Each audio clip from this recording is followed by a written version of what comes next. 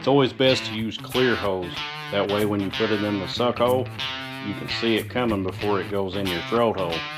And I've never seen a truck do this before. There comes times when a guy just has to stop and change gears and clean up shop.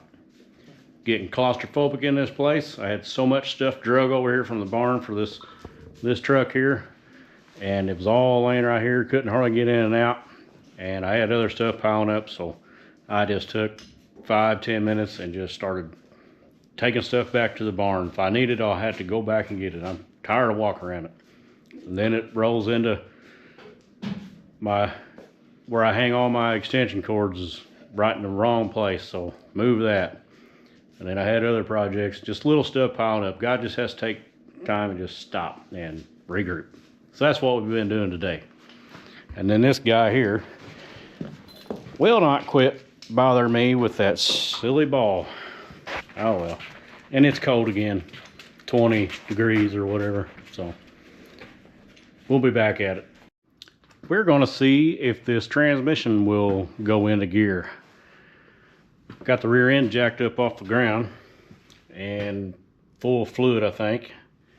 And so we'll jack it up, put it in gear, see if all this turns. Because if you remember, whenever we brought it over here from the barn, it didn't want to go into gear. I think it was too low on fluid, but I've got it filled up and also have the turn downs cut off where they're actually a angled turn down. So see if this old dude will start.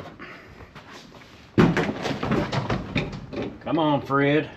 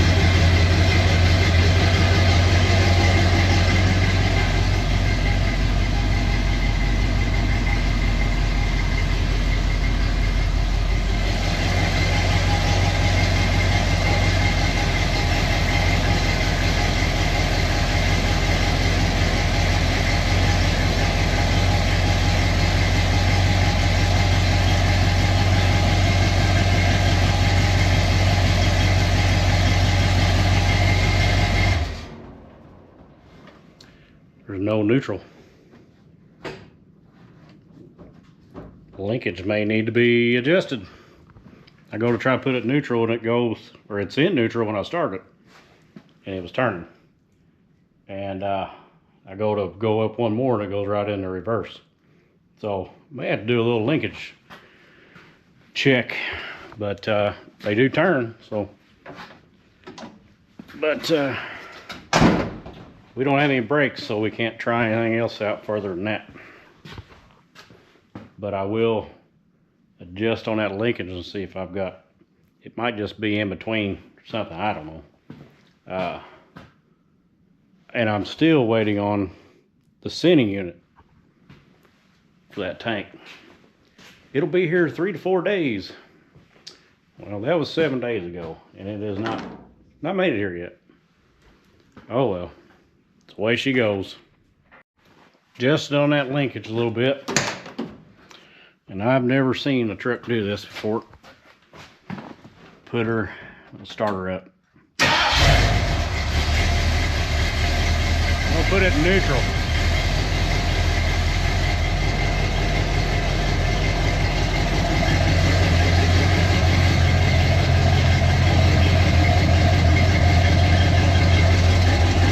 Just barely turn it. It's in neutral and it's going forward. Now if I put it in drive,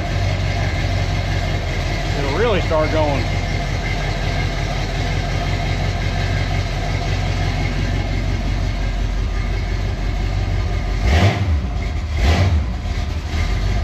speed up if you have it neutral and you rev it up. But, oh, maybe it just needs a little weight on it or something. I don't know. Weird. Oh well, we'll have to test that more once we got brakes and get the truck on the ground and doors open so we don't have a bad crash. Anyway, I'm going to do a little cleaning. Got those things sprayed down and door panel and the dash bezel. See if I can clean them up a little bit. That's boring stuff. You don't want to watch that. I wouldn't.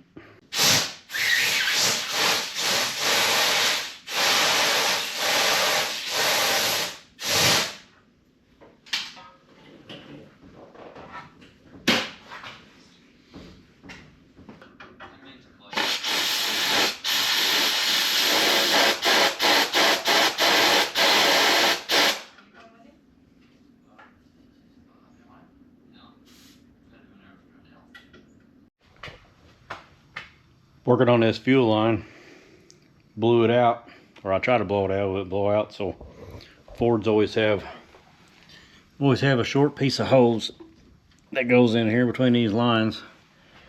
I assume it's for every truck gets the same fuel line, and some of them will have a second tank up front here inside the frame rails.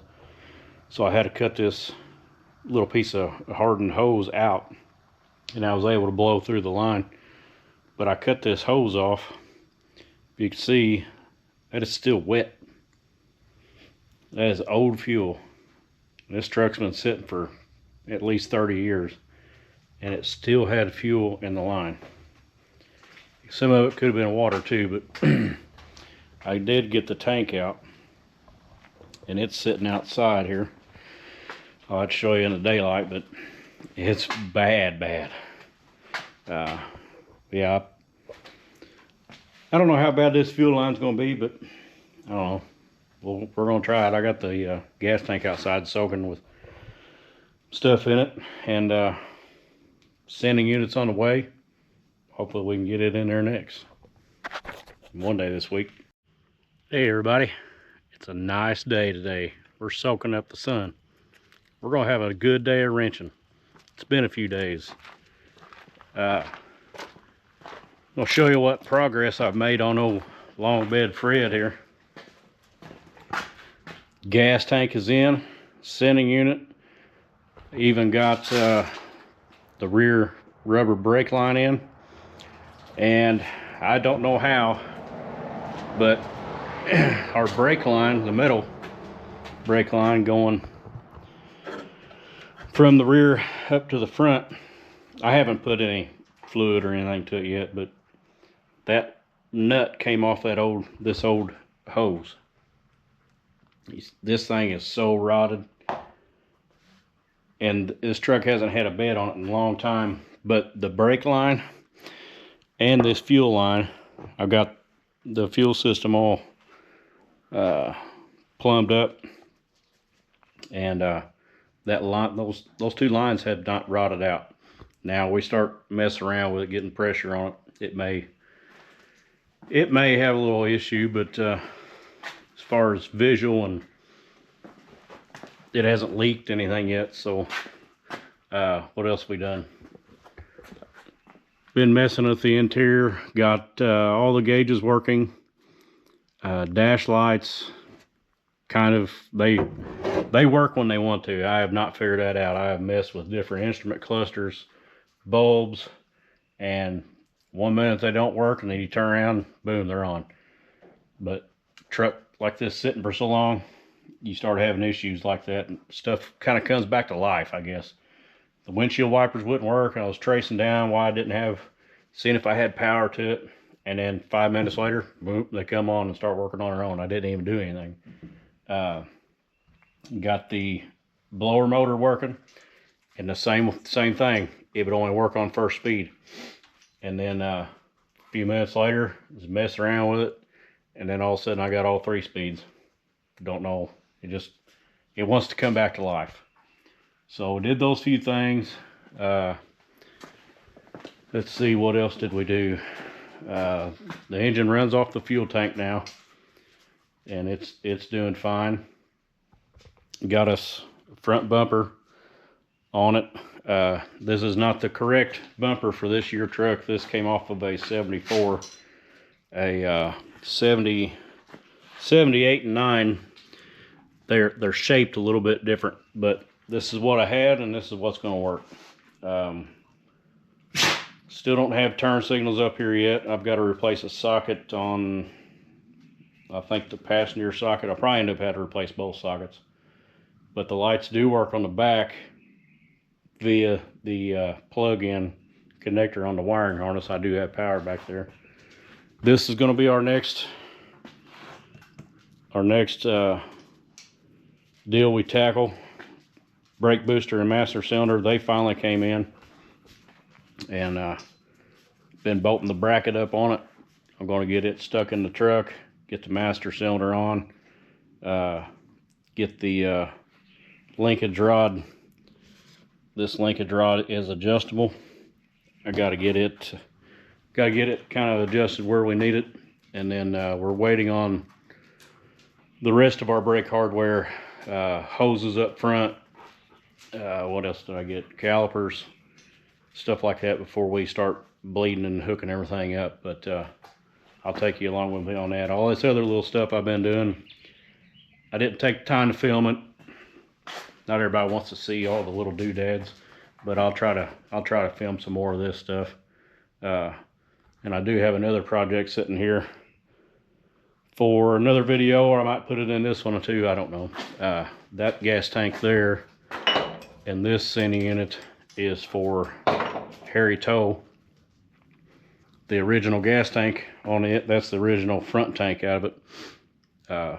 It'd been sitting so long, the gas had turned to look like it was really bright green, and sediment down at the bottom looked like Jello.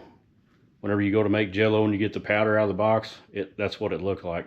It was like green Jello powder in it, and it was clogging up everything. So I put a boat tank in it, and it's taking up bedroom. So I cleaned the tank out.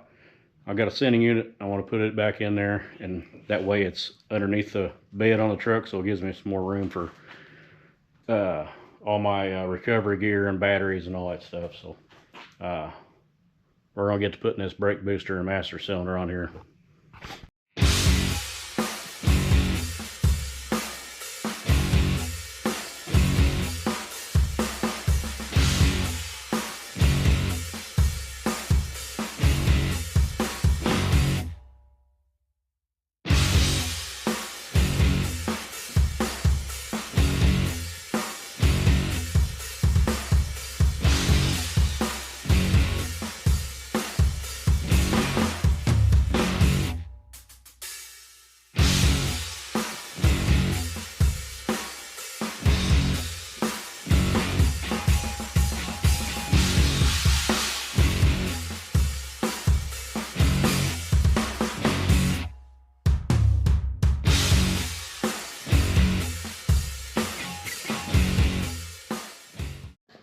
Alright, you guys made it through me struggling to get this on here. I had to take it back off. When you put it through the firewall, your arm that goes to the brake pedal itself, I had it on the wrong side. It needs to go on the, if you're sitting in the seat, it needs to go on the left side of the brake pedal. So I had to pull it back off firewall, stick it back in. Got the bolt in it, greased it up, and anti-seized everything here. Always got to do that. Even if it's not for you next time, for the next guy, it's like, man, the guy that I got this truck from, he really took time to put some anti-seize on and really helped me out. But mainly it helps me out. Anyway, I got it all on there. I even got the hose hooked up for the vacuum. I know it needs clamps. I'm getting there. I'm gonna wait on hooking up the metal lines because I've got to bench bleed it yet, and we're waiting for our front hoses and all that stuff come in, and we can get it on and we can get everything bled. And rear brake hardware, you gotta do all that stuff, and that'll be after the front. And then we can see if this thing will do the stopping and moving. And I think that transmission is going to be just like the rest of this stuff. It's going to take a little bit for it to come back to life. It is leaking its blood out a little bit. Can't tell if it's the pan or not. I've went around and snugged up the bolts on it just a little bit, but it is leaking just a little bit. We'll address that later. What else can we do at this moment? Maybe we will get Harry over here and put the gas tank in him. See if that works. All right, I'll catch you guys here in a little bit. Looking at what I was going to do next, noticed wet spot on the floor. I put probably 4.5 gallons of gas in this tank the other day. I got a little wet spot on the floor. We've got a hole. Must be just a little bit of a rust hole right about there. As you can see, the drippage coming out. So I found my next project. Took the gas tank strap off of it and confirmed that's where it's coming from. So got my siphoning hose out. It's always best to use clear hose. That way when you put it in the suck hole, you can see it coming before it goes in your throat hole. So we're trying to drain the most we can out of that, and really don't want to have to weld it. They do make a, the hell was that? They do make a patch compound you can get from the auto parts store. It's got to be dry, and you can mold it on there, and we'll let it dry up and sit. Hopefully that'll work. If not, tank comes out pretty easy. We'll fix it up. All right, let me get to it. Yeah, I went ahead and pulled the tank out so I can get to the leaking spot better, and you can see the rust holes that I'm going to have to fill up. And that's where the tank strap sits, so that's great. It'll probably break it off, but we'll get it sealed up for now. I may end up having to buy a new tank at some point or try to weld that up. But who we got going by? Ooh, Bambulance going by. But anyway, I'll go to the store and buy some of that 2-part epoxy that goes on there for gas, and see where we go from there. I stopped last night at the store, got the JB Weld epoxy for fuel tank on Fred. Got that all kneaded up and put in the holes, and had the whole area cleaned up real good. We're gonna let that sit probably most of the day, maybe even longer. And then before we put it in the truck, it still has a little bit of fuel in it. I'll put it up and tilt it down where the fuel sit there, and we'll see what it does. But for now, I'm going on a different project, so I'll catch you later. Told you guys this gas tank was bad. I was going to give you a good shot of it. There it is. I've never seen one quite so bad in my life, which you go out in the old junkyards, yeah, you'll find them like that. But for the rest of the truck to not look like that, it just kind of weird. But I guess water did just stay pooled on that top of that gas tank all them years. Anyway, we'll hopefully our other one won't ever look like that.